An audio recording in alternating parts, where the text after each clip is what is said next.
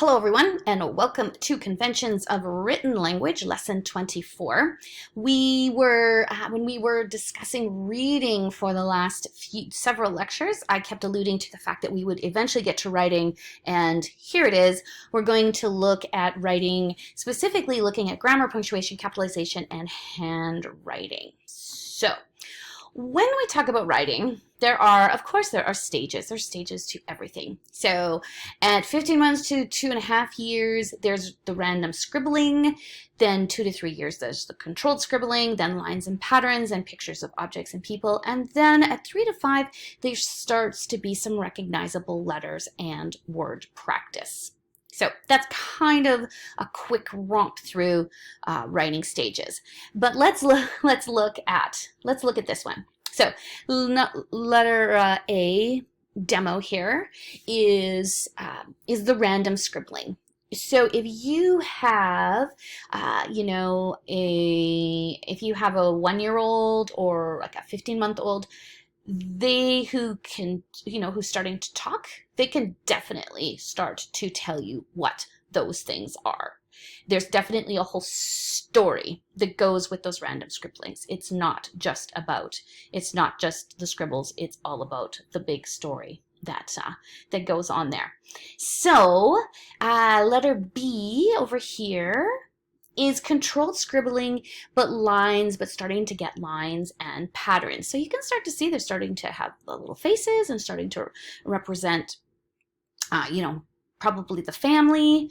Then letter C, this is pictures of objects and people. So again, you can see this is the person. Jasmine is starting to figure out some of the letters of her name, especially the first letter of the name. And I like the big hands here.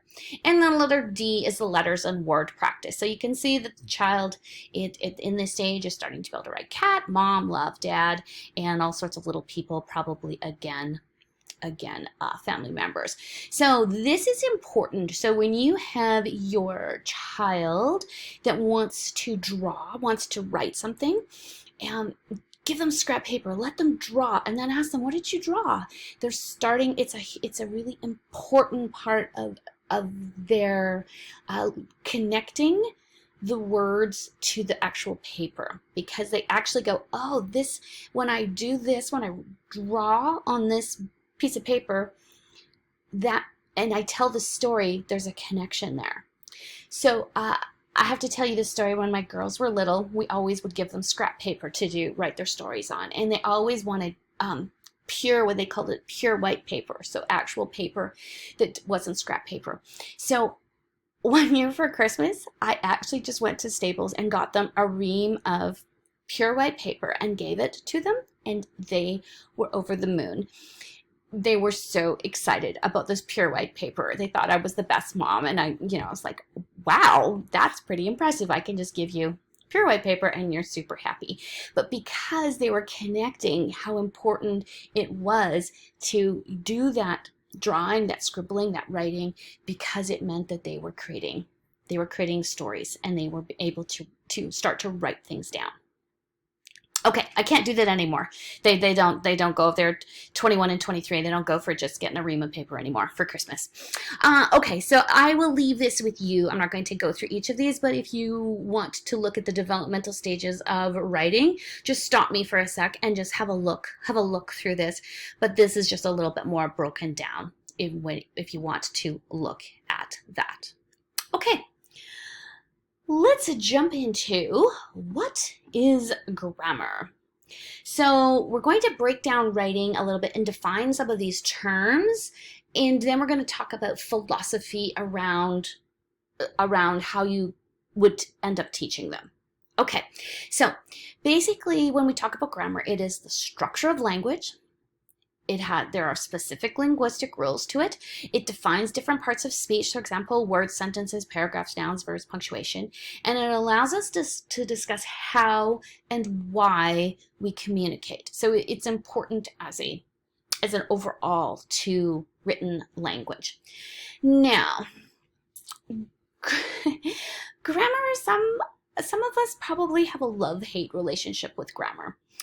Some of us were probably taught grammar skills like we pounded out nouns, we pounded out verbs, we pounded out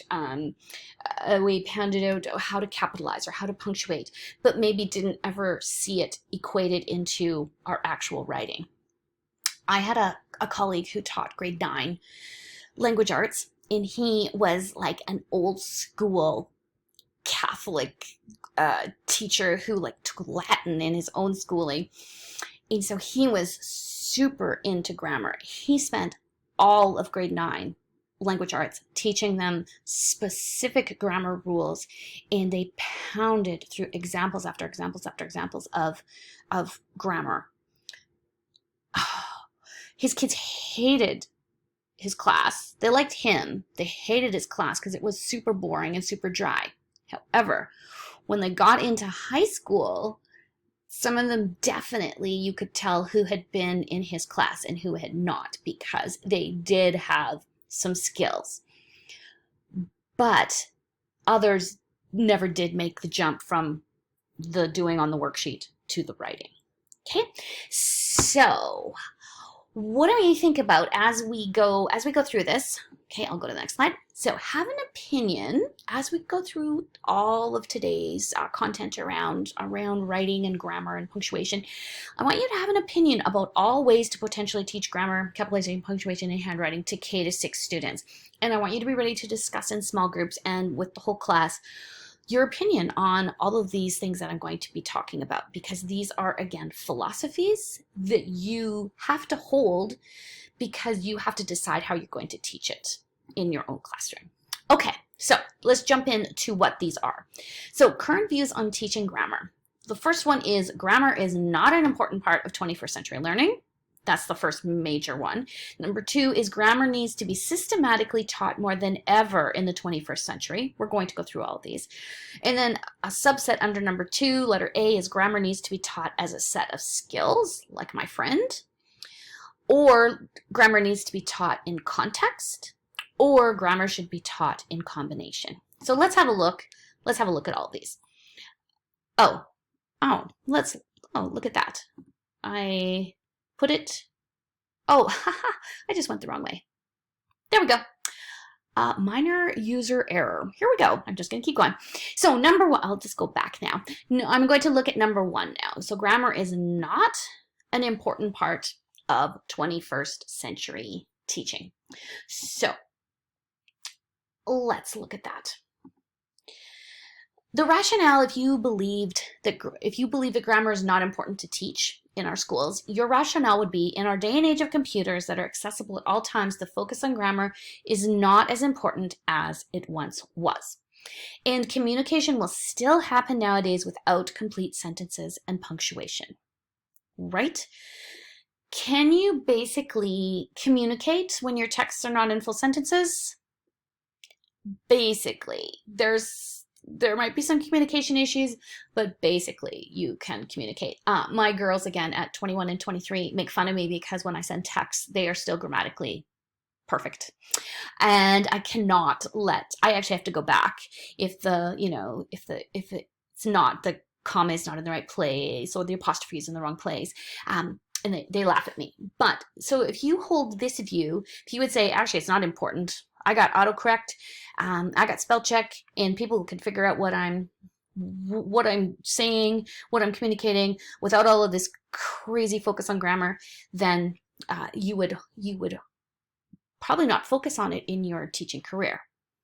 However, I would say that most teachers think that teaching grammar is important, that it is part of our job, specifically as ELA teachers, to be teaching grammar. So that's what we're going to spend a fair bit of time looking at. So grammar, basically, if you believe it's important to teach, you might resonate with this particular cartoon. Good grammar is like personal hygiene. You can ignore it if you want, but don't be surprised when people draw their own conclusions.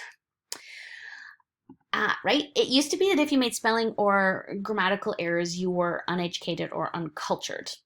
And maybe we're kind of going, well, that's not the way it is now.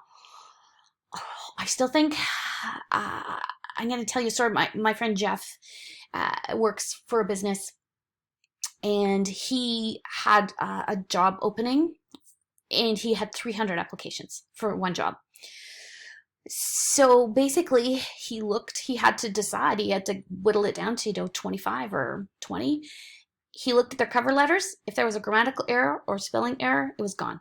It was gone. Didn't matter if that person was, it's important.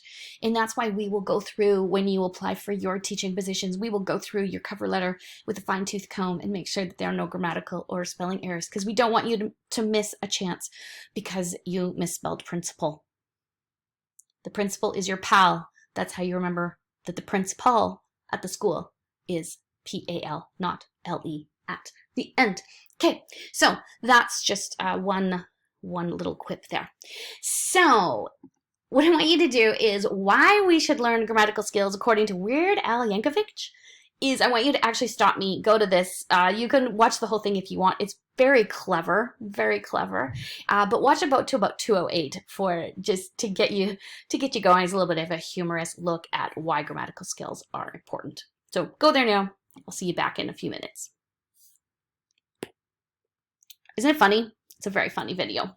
Very funny video. Okay, so again, if we think that grammar is important to teach, some of our rationale may be that communication is, we have so much communication that is written nowadays. Just think about how many texts or emails or Snapchats or blogs you've written today, right? We write a lot and we communicate a lot through our written communication. And jobs require satisfactory writing skills. So in our day and age of computers that are accessible at all times, it is even more important to be able to communicate effectively, because there is so much written communication. We communicate through the written word more than we ever have in history. And most jobs require satisfactory writing skills. So I'm going to just read the stat to you. Large American businesses spend $3.1 billion annually on reading remediation to bring their employees up to reading and writing levels so that they can do the job. So most jobs nowadays at any level require satisfactory writing skills. Okay, so now let's jump into, so say you're like, okay, yeah, I know, teaching grammar is important. Now we're going to jump into how will you actually teach grammar if you think it's important.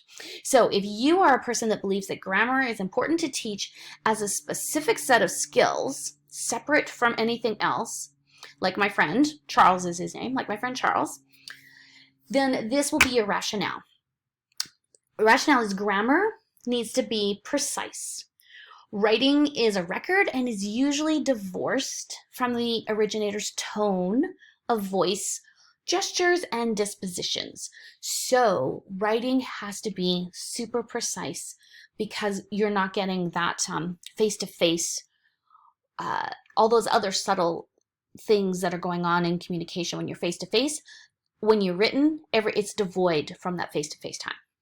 Grammar is a standalone teachable concept. So say you're a phys ed teacher, or a music class, you teach standalone skills. Like in music class, you do B-flat concert scale if you're in concert band over and over and over again, because it will help you when you go to play a piece. What somebody who says that grammar needs to be taught as a set of skills would say is that we need to teach some specific standalone concepts. And grammar supports and is not the enemy of creative writing. Lots of people are like, oh no, but if I spend so much time on grammar, I won't be creative. There is some truth to that, but also, if you can never get your ideas down in a way that actually will communicate your intent, then all your creativity is not going to be able to go anywhere, right? So somebody who supports us teaching grammar as a set of skills would say it's absolutely a supporter of creative writing and not a detractor from creative writing.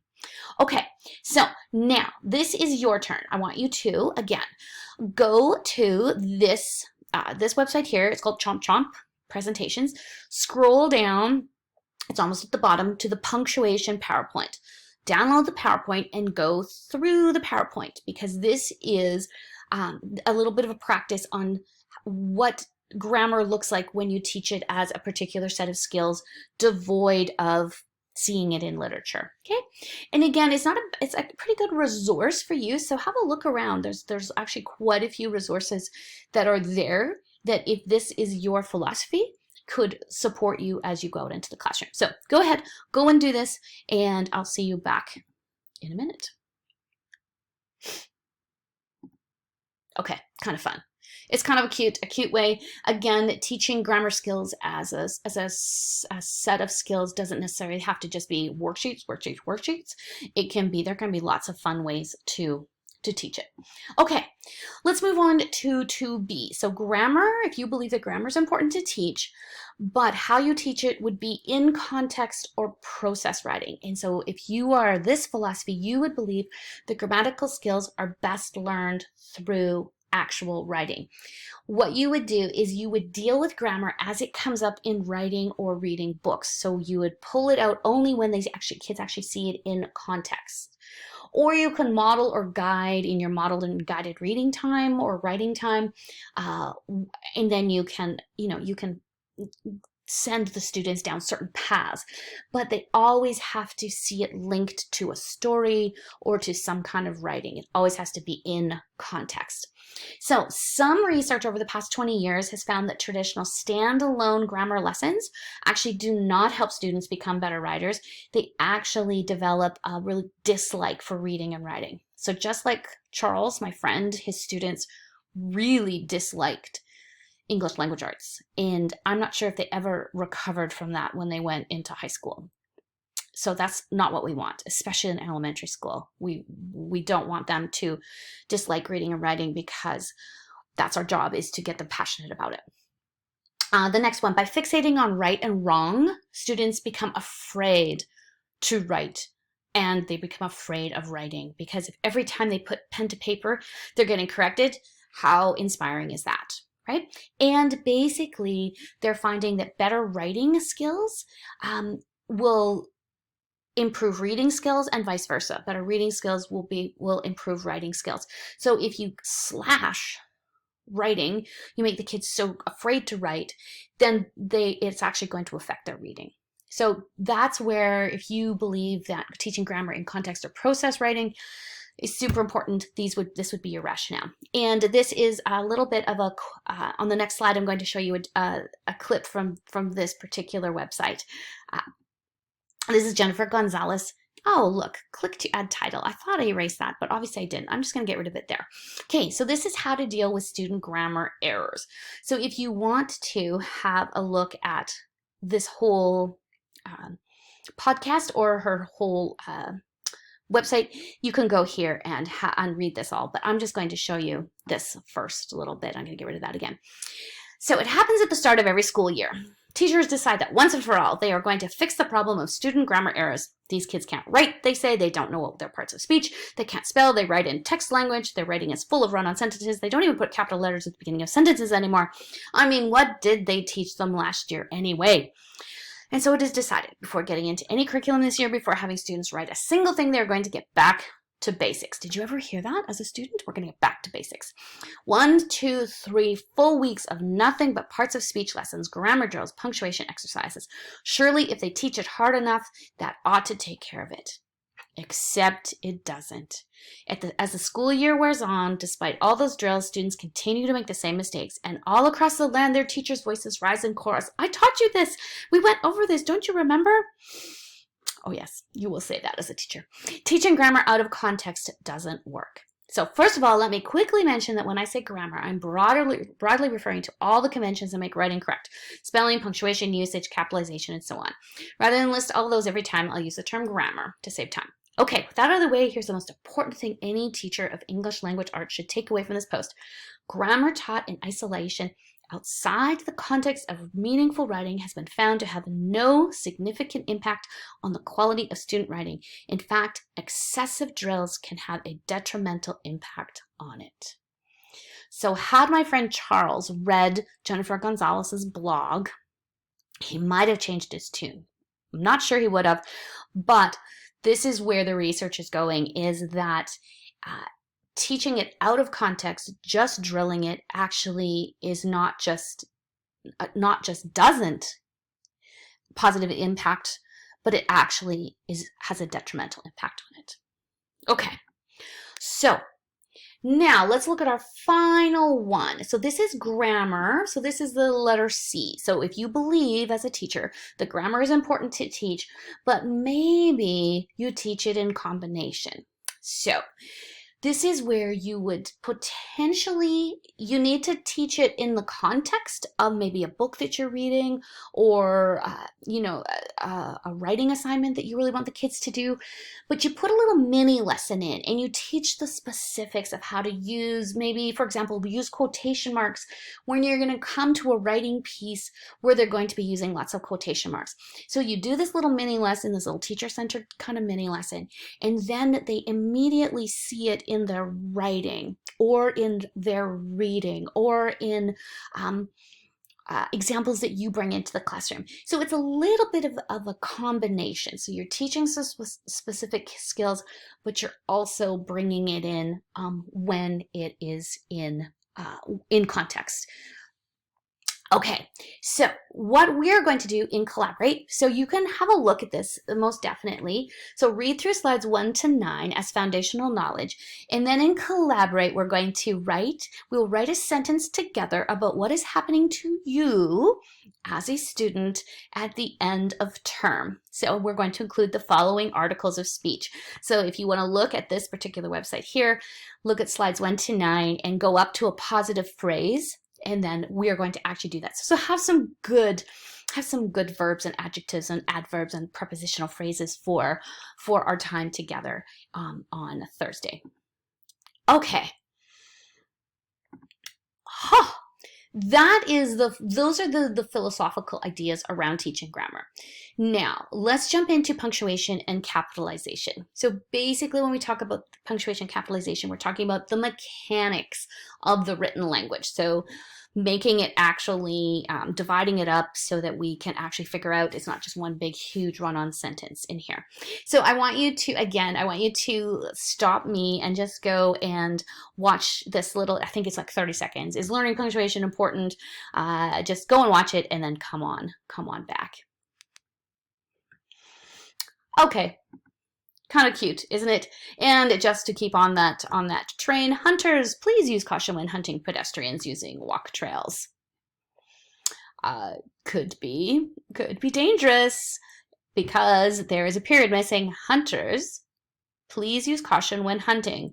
Period. Pedestrians using walk trails.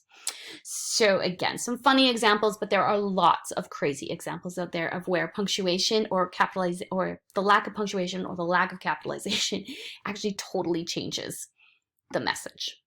Okay, so I'm not going to go, I think you've got the idea of the philosophies behind teaching punctuation and capitalization from our grammar content. So basically, you have two major philosophies. Knowing proper punctuation and capitalization rules are not an important part of 21st century. So this is the same rationale as grammar. And if you go, yeah, no, actually proper punctuation and capitalization rules need to be systematically taught more than ever in the 21st century, then there are these three concepts, the same as grammar underneath. These rules need to be taught as a set of skills. So specifically, they should be getting worksheets and just putting in commas and putting in capitals. These rules need to be taught in context. So again, like Jennifer Gonzalez alluded to, if we don't teach it to them in context of story writing and their own writing and seeing it in examples, it's going to be useless and maybe even detrimental. And then maybe these rules should be taught in combination. Maybe there should be times when you do a little mini lesson on here's what a comma does, here's its purpose, and then immediately go into the context of it in there. Okay, so I'm not going to belabor that, but again, have some opinions on this because we're going to talk about it and collaborate. What do you think? What are you seeing out there? And if you were teaching right now, where would your philosophy lie? Okay, so I want you to, again, you're going to stop me and I want you to go and have a little bit of fun with this, because I think sometimes we think, oh, grammar, punctuation, capitalization is pretty dry and boring, and it can be, but it can be super fun as well. So I want you to look through these. These are different teaching approaches. So just have a scroll through. This is like kind of like a blog for the teachers have just put up ideas for kind of cool ways to teach punctuation capitalization. This is a punctuation rap, so the guy's rapping, and it's just kind of fun. And then this one, you have to watch this one. Students having, oh, I should say students having, oh, that's kind of funny, right? Made a grammatical error on the grammar PowerPoint. Students having fun with punctuation. This is a grade 4 class, and just look at the fun that they had with punctuation. So be sure to watch this one, because it's just the kids' faces. They're just so into it, and they're doing all this crazy grammar stuff in there. Okay, so stop me, go have a look at these, and then we'll come back.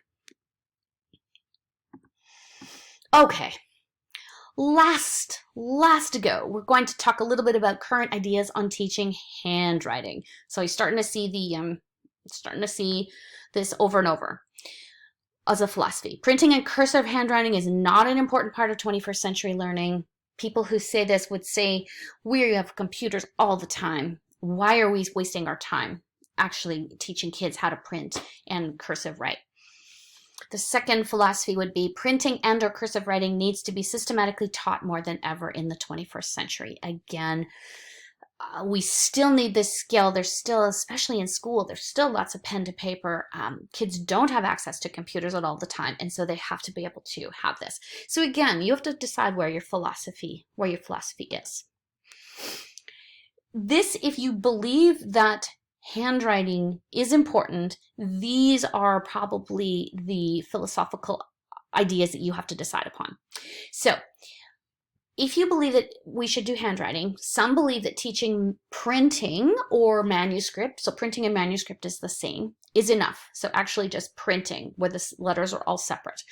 Teaching printing in cursive is where all the letters are connected together, should still be required. And the number 3 philosophy would be teaching either form to produce legible, effortless writing should be the focus.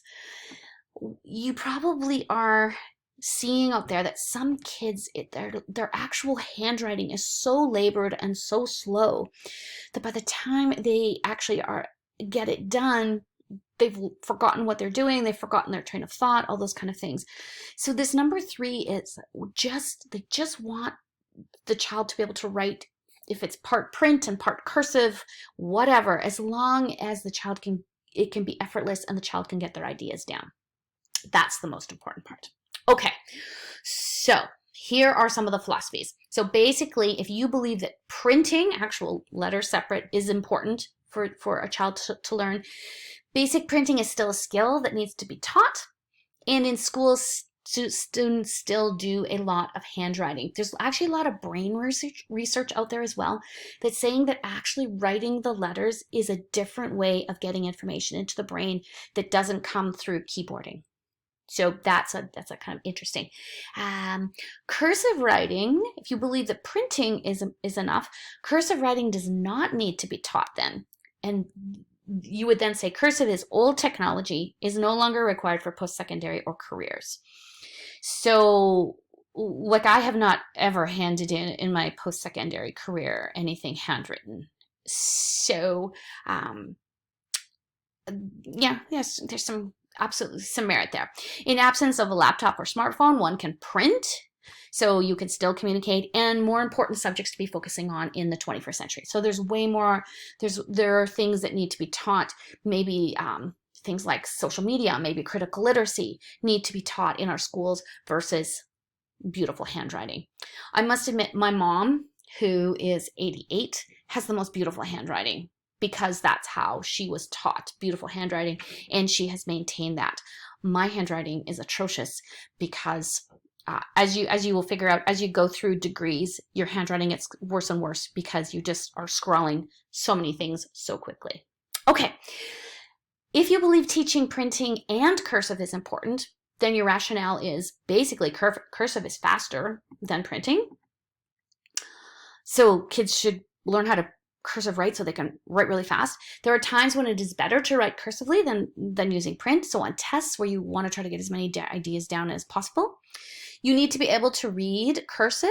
I think this is getting less and less, but it still is a sometimes if you get something that's handwritten and you've never actually been taught cursive, it's actually kind of hard to figure out what it is. And it's a powerful cultural and historical link to human development. The drive and ability to draw symbols with our hand defines us as a species. I thought I would throw something big in there. Again, this idea of printing and cursive and getting our ideas down, it's in us, and it's part of us as human beings. And so if you are a teacher that believes printing and cursive is important, you could pull that card out at a party and say, well, it's a powerful connection and historical link to our human development. I'm going now. Might end the party, but it would be a fun mic drop. Boom. Okay. Number 3 is teach the handwriting form that actually allows the child to be successful in actually writing and communicating. And probably lots of you were taught this method. So basically you teach a form that reduces negative perception. So if they print some, if they write in cursive in some, it doesn't really matter. If do not learn at least one form, it affects all school performance. So again, they do need to, because school is still pretty dependent on handwriting, and labored handwriting creates a drain on mental resources because labored handwriting creates a drain on mental resources needed for higher level aspects of writing, such as content details and organization of ideas. So again, if they're so focused on the actual handwriting, it's kind of like if they're so focused just on the phonemes and the phonics, they miss the comprehension piece. Same thing here. If they're so focused on just the writing, then they have no more energy for those higher level aspects of writing. Okay. That's why somebody who supports handwriting form, just get it down. Doesn't matter if it's beautiful, as long as the kid can get their ideas down. Okay. So teaching letter forms basically begins with printing and moves to cursive. If you are going to teach cursive, you start cursive in grade 3. They need to have some motor skill and muscle coordination. And they need to have that fine motor skill. That's why we don't start cursive writing in grade 1, because they don't have that fine motor skill yet. And they need to have knowledge of the letter form. So you start with printing, move to cursive. It developmentally makes sense in there. Okay, your turn. So if you have never done cursive writing, you probably should as an elementary teacher. So find a lined piece of real paper. Do you have such a thing anymore? Like loose leaf? Don't know. Try to find a lined piece of paper in your house, and I want you to go to this YouTube clip. I apologize, the music is very repetitive. You can just mute it and just follow, but just spend some time. This is a little bit of a brain release, is just spend some time actually writing out the letters so that if you ever have to teach a cursive lesson, you actually know a little bit about actually how to actually form the letters. So again, this is a nice way to end. Again, mute it unless you really like the repetitive music. And if not, I will see you in Collaborate for a discussion about your philosophy on how you think right now you would teach grammar, punctuation, capitalization, handwriting. Awesome. See you later.